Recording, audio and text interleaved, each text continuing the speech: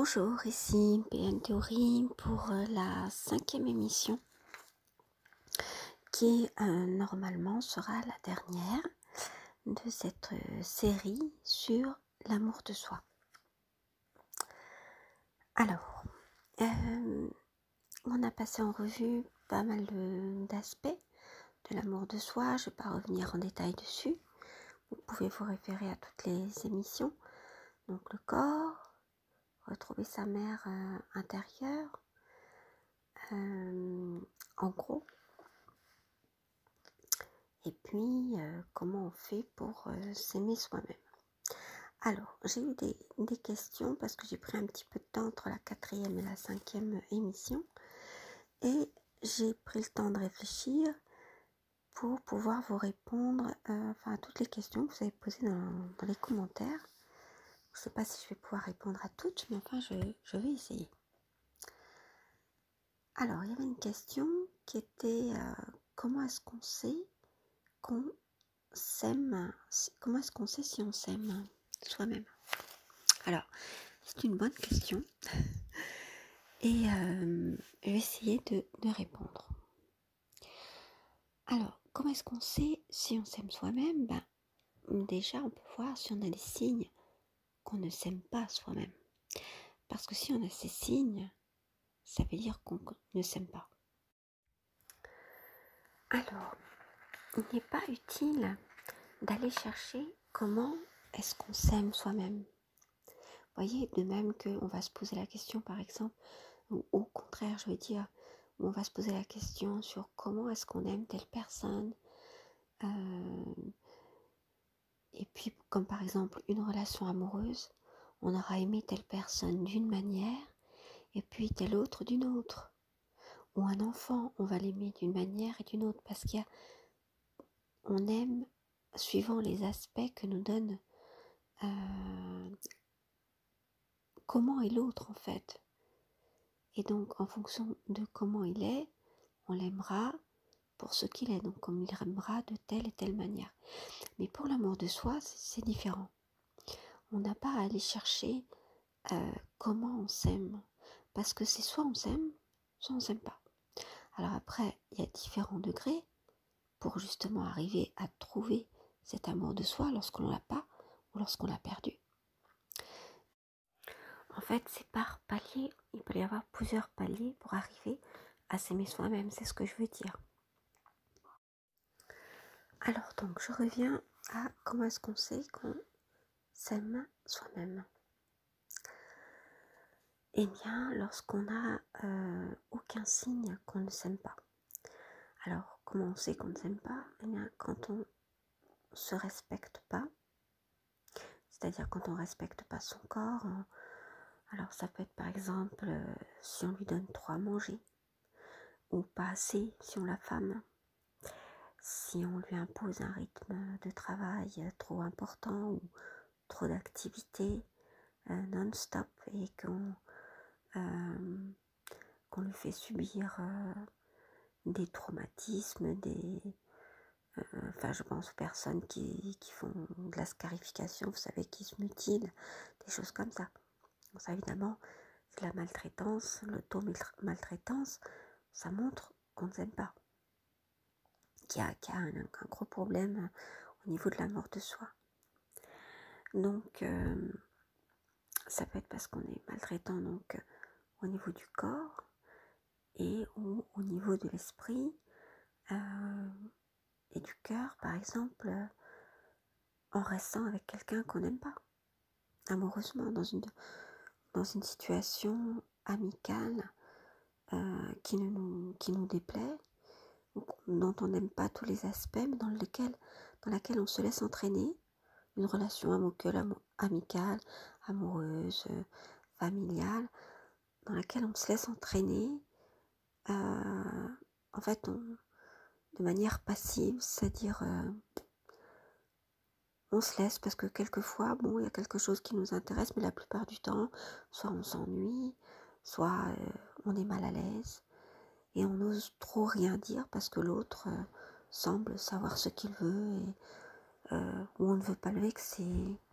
Mais en fait, on se maltraite parce qu'on se sent très mal, Donc vous le savez, ça, lorsque vous vous sentez très mal, une fois chez vous, ou lorsque vous vous dites ah j'aurais dû lui dire stop, j'aurais dû lui dire non, j'ai pas envie de sortir tel jour parce que cette personne vous proposait de le faire par exemple, bah là en fait vous allez contre vous-même, vous voyez, pour faire plaisir à quelqu'un par exemple, ou parce que vous n'osez pas dire non,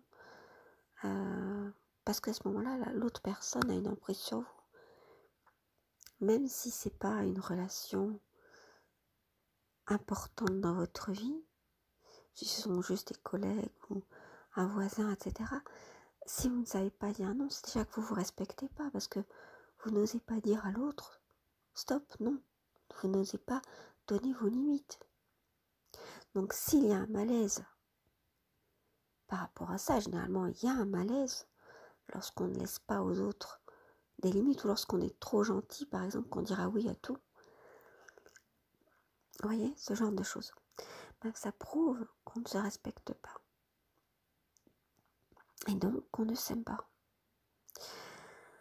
Quand on s'aime soi-même, on donne des limites aux autres pour ne pas se laisser envahir, ou pour ne pas perdre de vue nos priorités, par exemple, lorsqu'on a des rendez-vous, que c'est notre priorité, ou lorsqu'on a décidé de se reposer tel jour, eh bien, si l'autre nous dit allez, elle nous oblige, allez, tu viens, etc. Mais non, si on n'a pas envie, on n'a pas envie. Ou alors on sait que tel rendez-vous, telle sortie, va plutôt nous barber parce qu'on est mal à l'aise, ou parce qu'ils vont parler de sujets qui ne nous intéressent pas, ou des choses comme ça, il vaut mieux le dire carrément.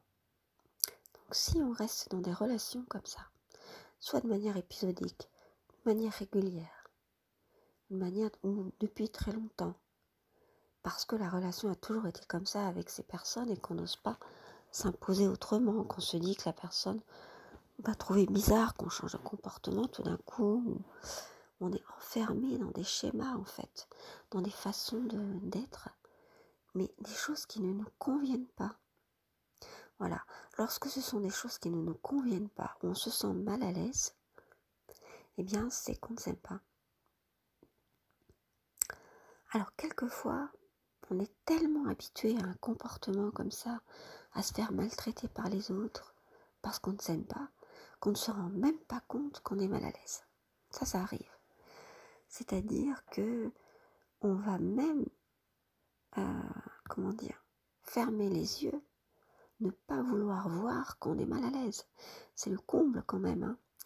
Ça veut dire que vraiment, là, à ce moment-là, dans ces cas-là, c'est le corps qui va parler pour nous, qui va trouver un moyen, par exemple, d'avoir un accident le jour J où on doit aller à un rendez-vous auquel on n'a pas du tout envie d'aller. Voilà, donc en fait, il arrive même qu'on ferme les yeux, et que si quelqu'un nous dit bon allez, on voit bien que t'as pas envie d'aller là, et qu'un de nos meilleurs amis ou nos proches nous disent mais enfin, tu vois très bien que t'as pas envie d'y aller, pourquoi est-ce que tu ne le dis pas? Et qu'on répond ah mais non, pas du tout, pourquoi tu dis ça? Non, ils ont l'air sympas, j'ai vraiment envie d'y aller, etc. Vous voyez, quand on ne veut même pas voir qu'on est mal à l'aise, c'est que là, on s'aime vraiment pas, et qu'en plus, on est complaisant envers soi-même, c'est-à-dire qu'on ne veut même pas voir les choses. Donc là, c'est quand même, on en est à un point où vraiment, non seulement il y a du non-amour de soi, mais en plus, on ne veut pas voir qu'on ne s'aime pas. Donc on ne pourra pas évidemment évoluer, puisque on ne veut pas ouvrir les yeux. Voilà, donc on s'aime soi-même, on a acquis en tout cas un amour de soi solide, sécurisant, lorsque est sain, c'est-à-dire qu'il n'est pas narcissique, c'est pas un amour. Donc je rappelle qu'il y a une différence entre le narcissisme et l'amour de soi, puisque le narcissisme, c'est l'amour de son ego, de son image, soit de son corps, donc son image corporelle, ou alors de son image sociale, de son statut, de sa fonction sociale, ou alors de de l'aspect financier des choses, c'est-à-dire on a l'impression que l'on vaut son salaire, par exemple, pour les gens qui... Ou alors la notoriété qu'on a, c'est-à-dire qu'on se fourvoie dans des illusions d'images de soi qui ne sont que les apparences. Donc là, on est dans le narcissisme. Ce sont les personnes qui aiment justement uniquement ces aspects-là d'eux-mêmes, dont les pervers narcissiques, d'où leur nom de pervers narcissique. Bon, il y a la perversion, mais pour l'aspect narcissique. Mais l'amour de soi, c'est pas ça. C'est s'aimer à l'intérieur, aimer la personne que l'on est. Et souvent, il y a une faille narcissique justement quand on n'a pas d'amour de soi. Donc généralement, c'est une conquête, c'est une quête et une conquête d'arriver à s'aimer soi-même lorsqu'on ne s'est jamais aimé et que justement on a trop aimé les autres. Parce que le fait de trop aimer les autres, notamment dans les relations amoureuses, c'est justement un signe qu'on ne s'aime pas. Parce que généralement, comme je l'ai dit dans l'émission numéro 3, on se jette dans ces relations à cœur perdu parce qu'on cherche en l'autre une manière de se réparer, inconsciemment évidemment, parce qu'on ne sait pas qu'on ne s'aime pas. Et on aime l'autre comme on aurait voulu qu'il nous aime, parce qu'on ne s'aime pas soi-même.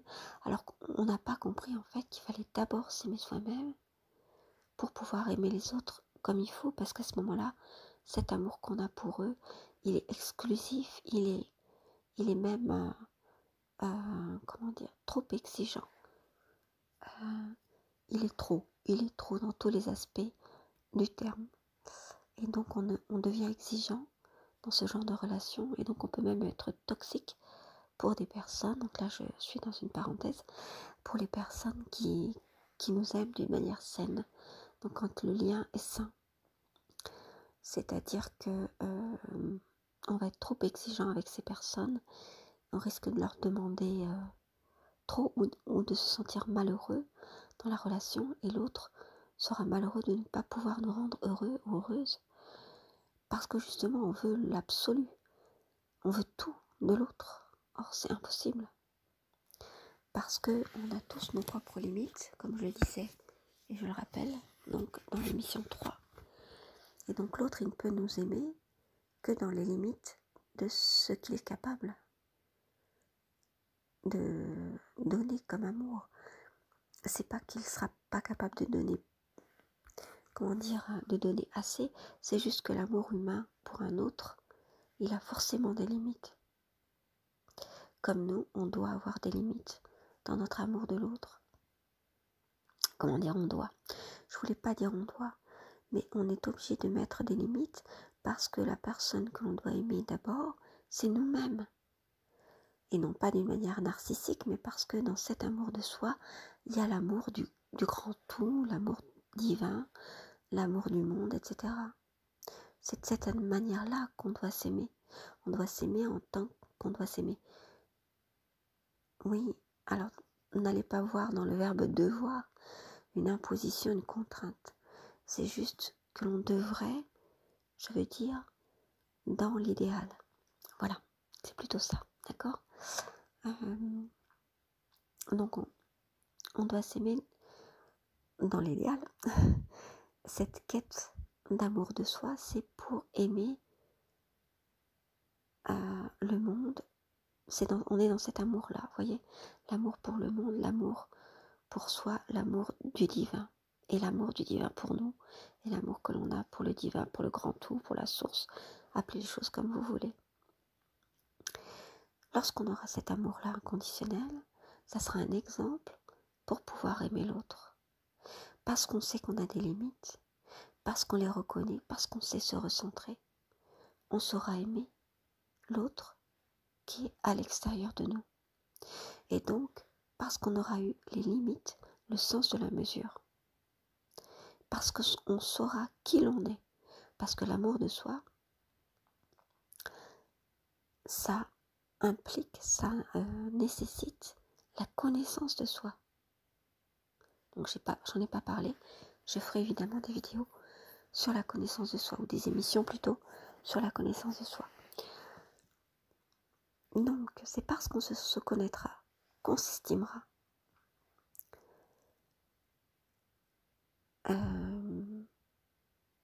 qu'on va s'aimer. Voilà, tout ça, ça va ensemble en fait. Et c'est parce qu'on s'aime qu'on s'estime. Donc il y a une interrelation entre toutes ces notions, l'amour de soi, l'estime de soi, et je ne trouve pas l'autre. Mince alors, la confiance en soi, pardon. Voilà, tout ça, ça va ensemble. Mais c'est vrai, ce qui est originel vraiment, c'est l'amour de soi, mais l'amour de soi qui est cet amour, comme je vous le disais, du pour le monde, du divin, etc. Qui est vraiment l'amour originel. Voilà. Donc, tant que vous ne vous aimez pas vous-même, vous ne pouvez aimer les autres que mal. Malheureusement, hein, je suis désolée de dire ça, mais c'est la réalité. Moi-même, j'ai aimé de cette manière, qui était cet amour que je pensais inconditionnel, et c'était le cas, mais je me trompais d'objet parce que j'aurais dû aimer inconditionnellement moi-même d'abord, c'est-à-dire moi-même en tant qu'être humain, dans cet amour dont j'ai parlé. Parce que c'est avec cet exemple que j'aurais ensuite pu trouver les limites de moi-même et donc aimer dans la communion avec l'autre et ne pas chercher la fusion. Parce que c'est cette erreur que l'on fait quand on ne s'aime pas soi-même, ou alors pour d'autres raisons aussi, on cherche la fusion avec l'autre. Mais c'est jamais possible, cette fusion avec l'autre. On ne peut pas fusionner avec l'autre parce qu'on a nos propres limites et l'autre a ses propres limites, et c'est très bien qu'on ait nos limites parce que c'est comme ça qu'on a notre individualité et qu'on est soi-même, qu'on a une identité et qu'on est une personne individuelle en soi. Donc la fusion, c'est pas possible, hormis dans l'aspect physique des choses, dans une relation charnelle, une relation sexuelle, mais uniquement à certaines minutes, qui sont des minutes hors du temps, où on est vraiment, par exemple, dans l'extase, ou alors dans d'autres minutes où on est vraiment... mais non, dans le reste de la relation sexuelle, on est plutôt dans la communion. On donne, on reçoit, on communie avec l'autre, on est en communion. C'est-à-dire, la différence entre la communion et la fusion, c'est que dans la communion, on est deux personnes individuelles, de soi individuelles qui ont des limites, qui se donnent l'un à l'autre des choses et qui se donnent eux-mêmes,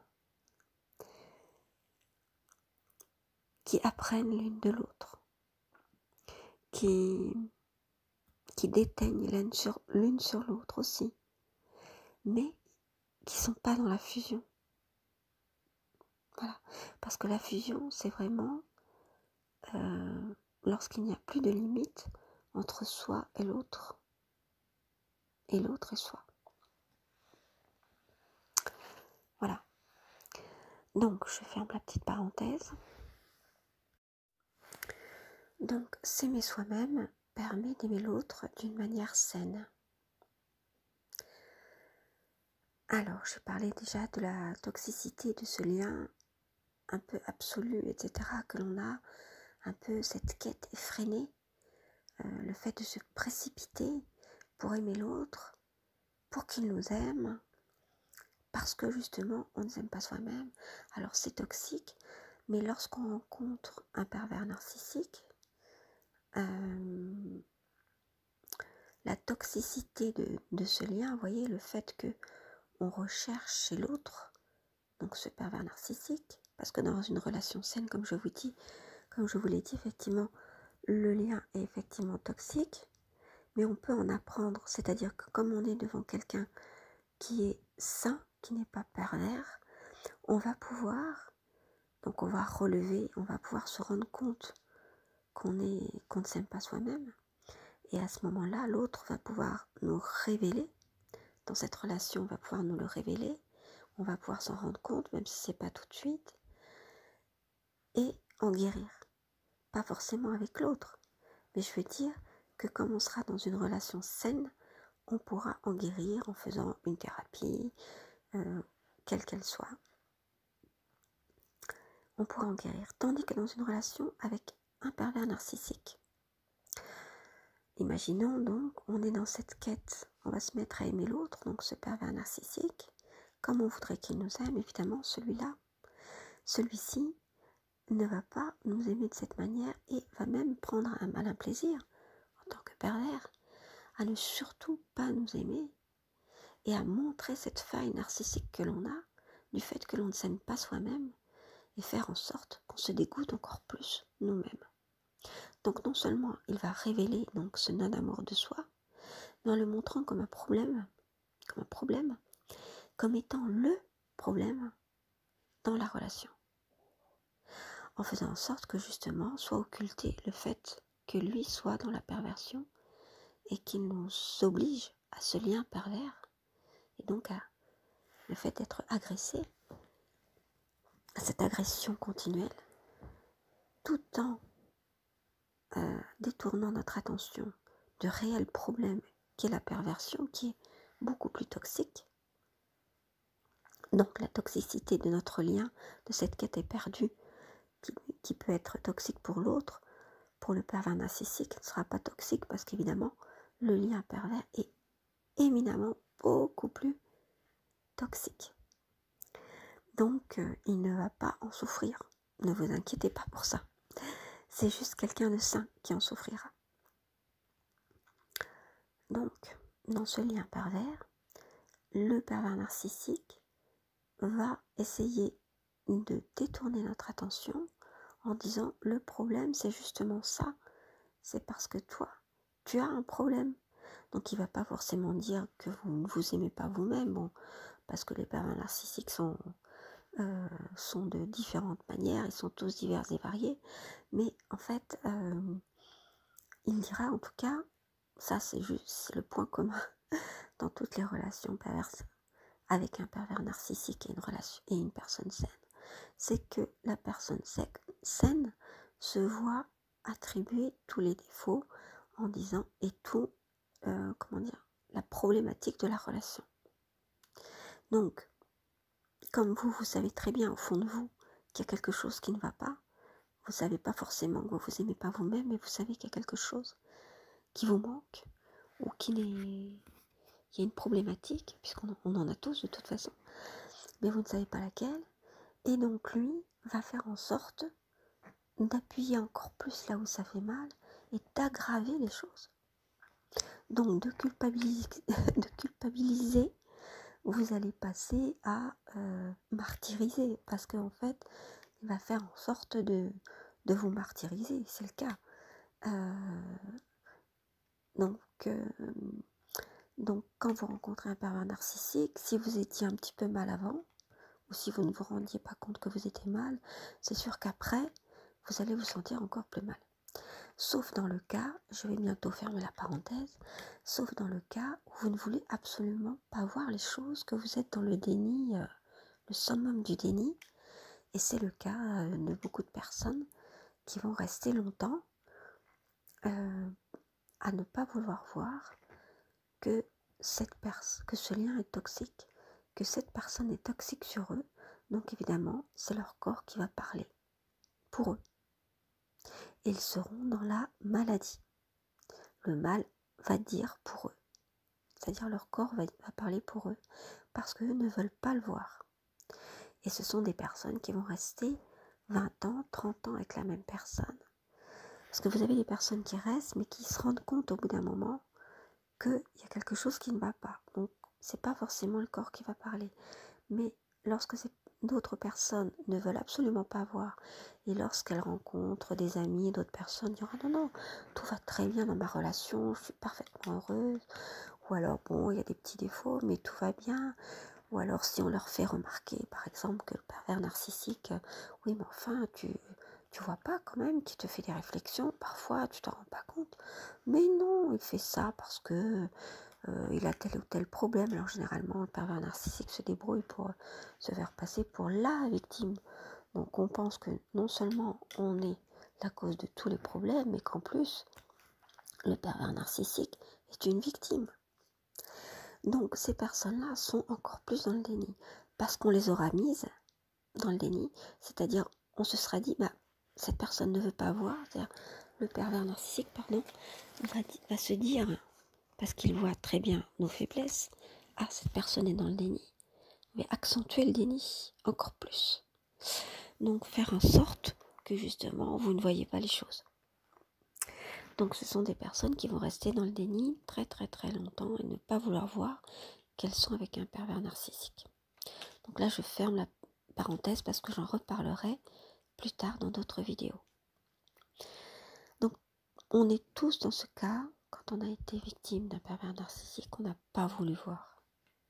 Ça a duré plus ou moins longtemps, c'est pas parce que ça aura duré très longtemps et qu'on aura été longtemps dans le déni qu'on aura été nul par exemple. Vous voyez, il faut pas se culpabiliser en se disant voilà, j'ai pas vu ça pendant 20 ans, 30 ans, mais enfin c'est pas possible, quel nul j'ai été.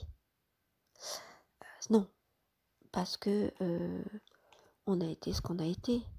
Et rappelez-vous, cette dernière émission est bien consacrée à l'amour de soi. Donc, il faut pouvoir se pardonner ça. Se dire, ok, c'est vrai, j'ai pas vu, j'ai pas voulu voir. Tout mon moi, c'est-à-dire mon corps, mon psychisme, mon cœur, on a tous été aveugles, quoi.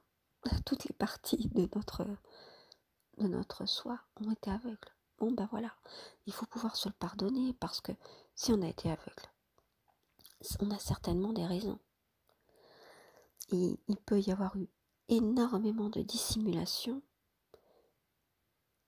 On a des pervers qui dissimulent plus ou moins. Il peut y avoir aussi le fait, c'est généralement 50-50, qu'on n'ait pas voulu voir. Mais si on n'a pas voulu voir, ça peut être aussi parce que on ne se sentait pas capable d'assumer.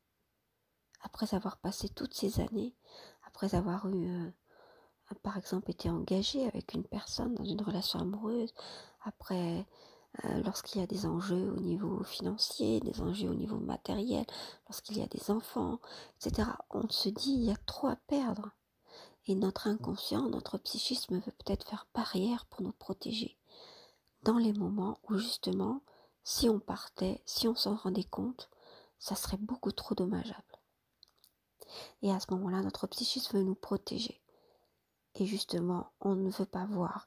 Donc il ne faut pas se culpabiliser si on n'a pas voulu voir pendant 20 ans, 30 ans, et qu'on s'en rend compte une fois, par exemple, que nos enfants sont grands.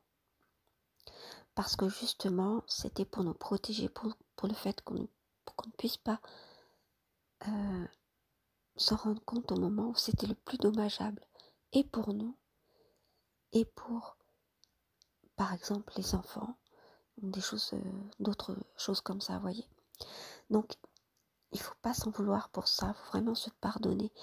Et l'amour de soi, c'est aussi se pardonner.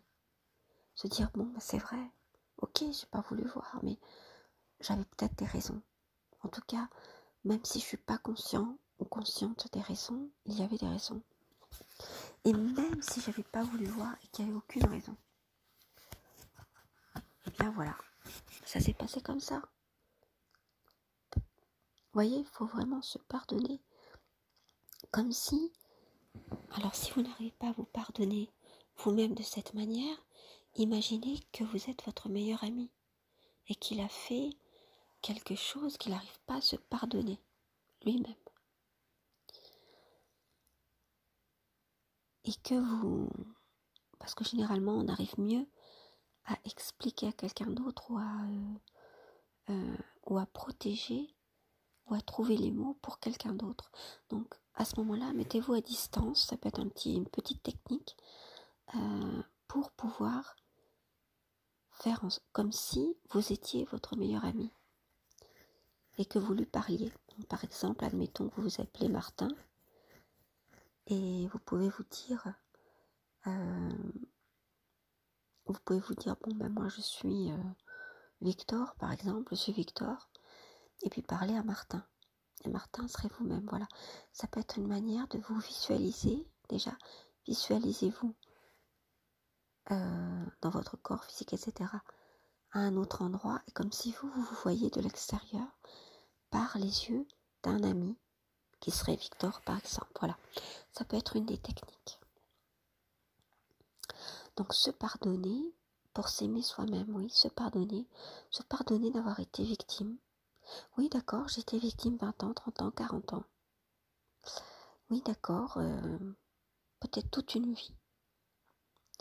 Alors, on dit généralement toute une vie, mais enfin, vous savez, toute une vie, quand on se dit toute une vie, on n'a pas fini sa vie puisqu'on est encore vivant. Donc, il nous reste du temps. Et on ne sait jamais combien de temps il va nous rester.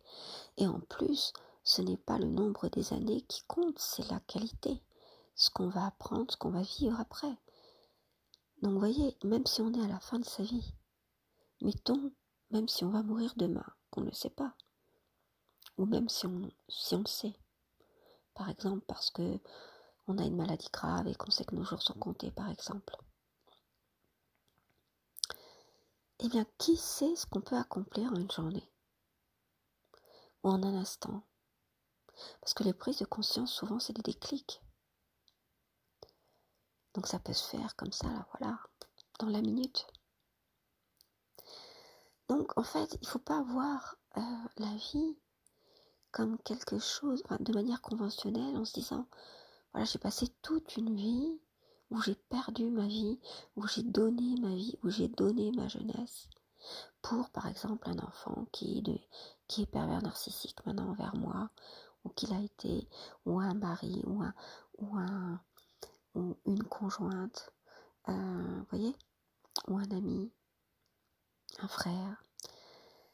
Parce que faut pas voir les choses dans une vie en se disant j'ai donné ma vie. Non, vous avez donné une partie de votre temps, mais il vaut mieux voir la vie comme une expérience, parce que vous avez eu d'autres expériences avant cette personne qui vous a fait du mal, ce pervers narcissique. Vous avez eu d'autres expériences, donc en fait vous n'avez pas donné votre vie à une personne, vous voyez ce que je veux dire.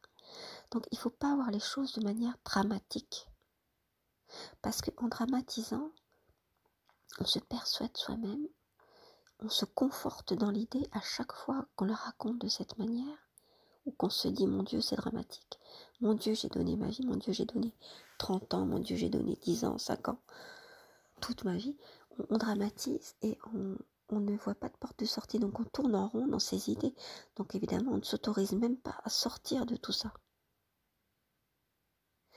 Donc pour s'autoriser à sortir, il faut pouvoir changer de représentation de sa propre vie et ne pas la voir comme quelque chose de fini, comme quelque chose de temporel, avec de manière conventionnelle, en se disant une vie, c'est par exemple une vie de mariage, comme ça l'était par exemple auparavant, puisque maintenant c'est un peu différent, mais avoir une vision de la vie, mince, je ne trouve pas le mot,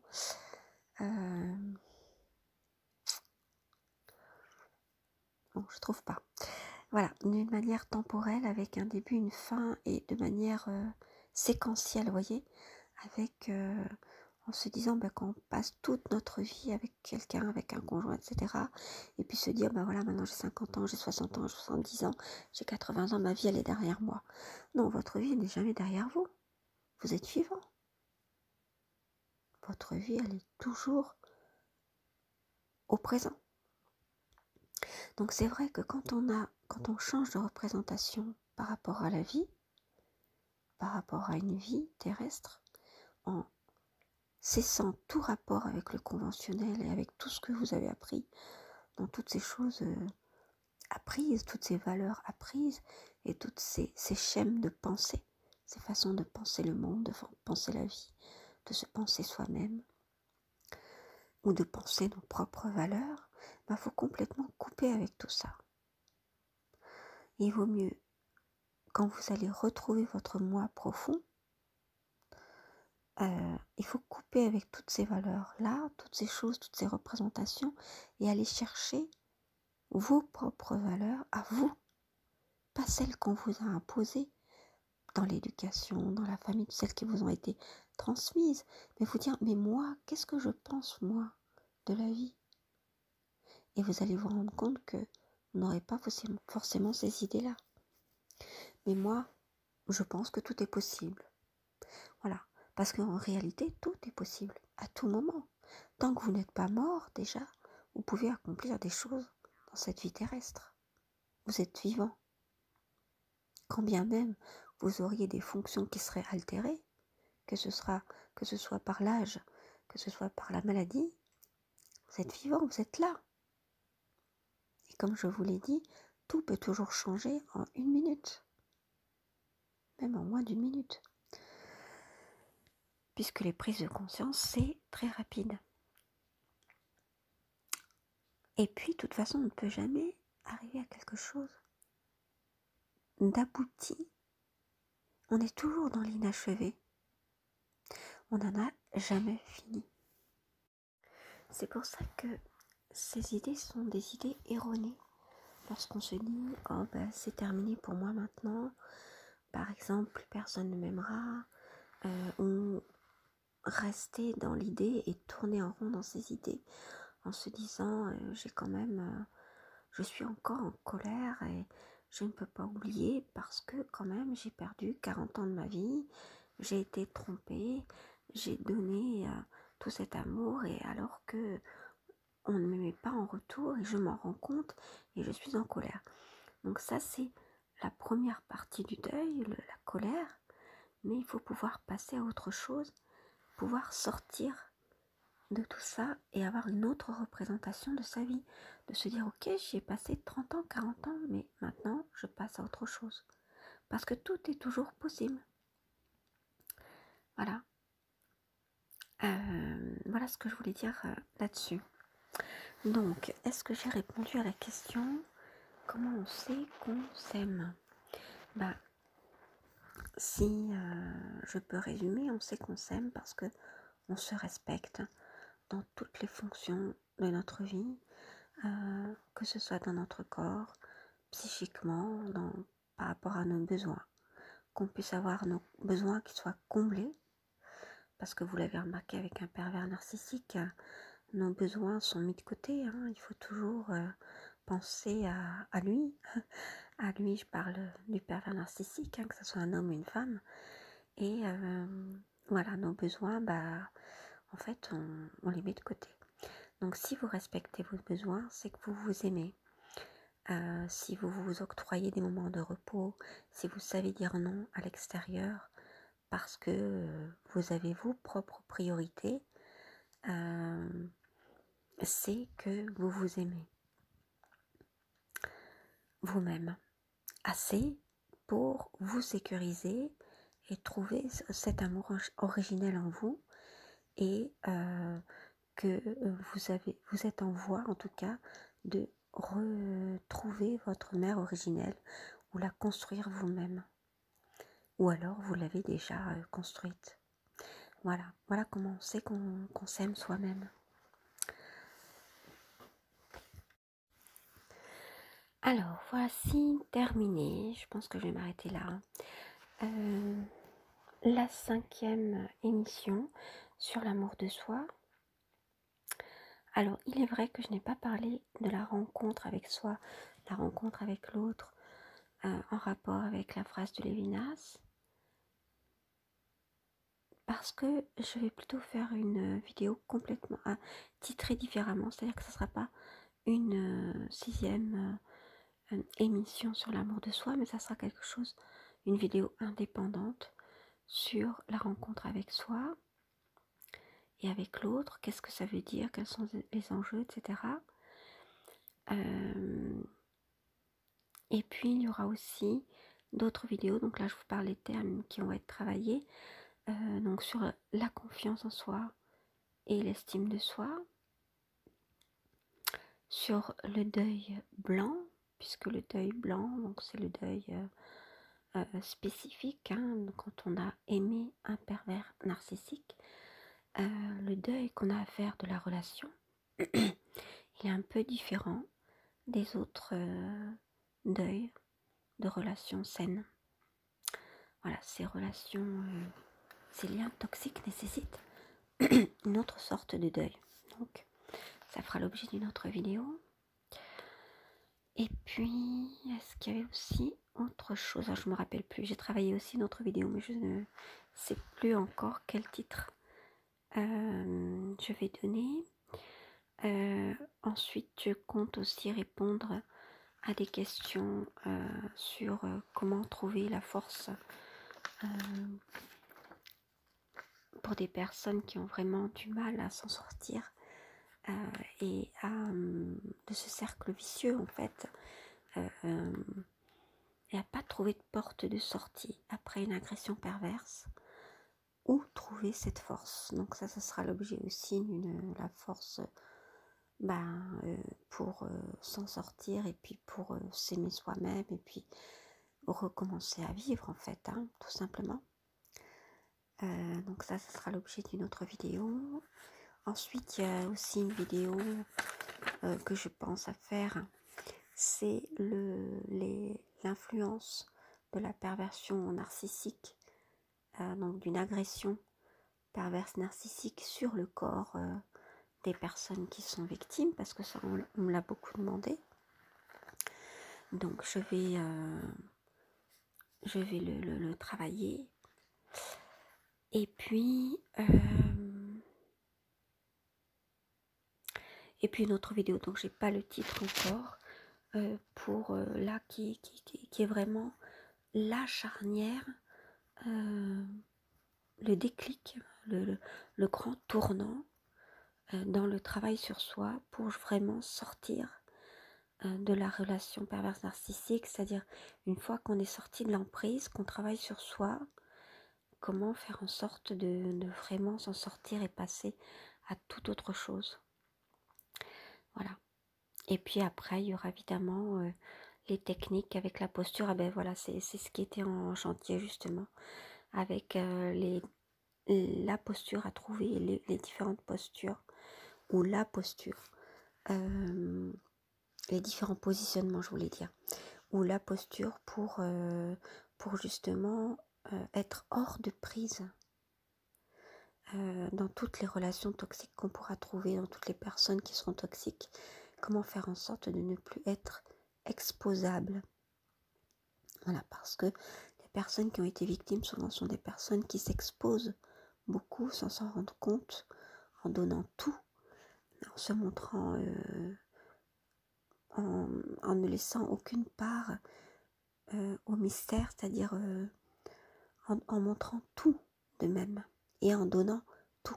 Elles sont dans le tout, dans le trop, ces personnes-là. Voyez, donc je vais faire la transition avec une vidéo voilà, où je parlerai de ça aussi, et je vous laisse sur votre faim pour justement après faire la transition vers d'autres vidéos. Voilà, donc je vous remercie pour avoir écouté toutes ces émissions un petit peu intimistes. Donc le ton était volontairement intimiste, et j'avais pas de boussole. J'ai vraiment fait ces émissions sur l'amour de soi en essayant d'oublier tout ce que je savais sur la question. Et je ne pensais pas au début faire 5 émissions là-dessus. J'ai peut-être dit 6, excusez-moi, c'était 5. Alors certaines autres nécessiteront, suivant le thème, je ferai des choses un peu différentes, avec quelque chose de plus travaillé, plus structuré, et un ton différent. Là, c'était un ton vraiment très intimiste, parce que le thème de l'amour de soi le nécessitait. Et ce sera le cas aussi pour l'estime de soi et d'autres aussi. Voilà, je vous dis à très bientôt pour une prochaine. Jusque-là, prenez soin de vous, mais prenez vraiment soin de vous. Et à très très bientôt cette fois.